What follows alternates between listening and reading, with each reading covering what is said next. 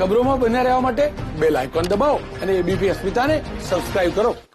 હવે નર્મદાના પીવાના પાણી અને ઔદ્યોગિક વપરાશ માટેના પાણીના ભાવમાં વધારો કરી રહી છે, જેમાં માર્ચ 2021થી પીવાના પાણીમાં 1000 લીટરે 38 પૈસા અને ઔદ્યોગિક વપરાશ માટેના પાણીમાં ₹3.13નો વધારો થશે।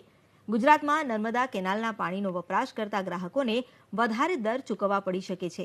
નર્મદાનું પાણી પીવા માટે અને ઉદ્યોગો માટે આપવામાં આવતું હોય છે। હાલ માર્ચ 2021 સુધી નર્મદા નિગમે પીવા માટેના દર પ્રતિ 1000 લીટરે ₹3.80 રાખ્યા છે, જ્યારે ઔદ્યોગિક વપરાશ માટેના પ્રતિ 1000 લીટરે ₹31.38 છે। માર્ચ 2021 પછી પીવા માટેના પાણીના દરમાં 38 પૈસાનો તેમજ ઔદ્યોગિક વપરાશ માટેના પાણીના દરમાં ₹3.13નો વધારો થશે। બંને પાણીના વપરાશના દરમાં નવા નાણાકીય વર્ષમાં વધારો કરવાનો નિર્ણય લેવામાં આવ્યો છે। ગુજરાતમાં 2006-2007ના વર્ષમાં જ્યારે પ્રથમ વખત દર નિયત કરવામાં આવ્યા હતા, ત્યારે પીવાના પાણી માટે ₹1 અને ઔદ્યોગિક વપરાશ માટે ₹10 રાખવામાં આવ્યા હતા।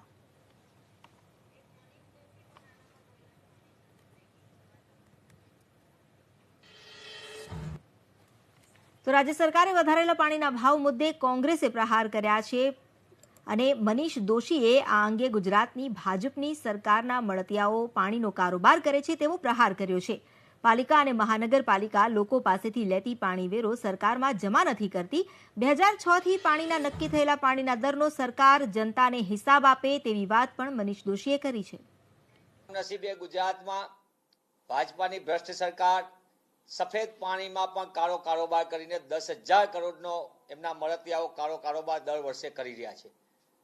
પોતાના મળતિયાઓ પાણીની આખી ગેંગ ચલાવે અને વિવિધ વિસ્તારોની અંદર નર્મદાની કેનાલમાંથી ગેરકાયદેસર મોટા પાયે પાણીની ખેંચ કરવાની આજે સરકાર તરફથી 2020-21 એટલે કે આગામી વર્ષ માટે માર્ચ મહિનાથી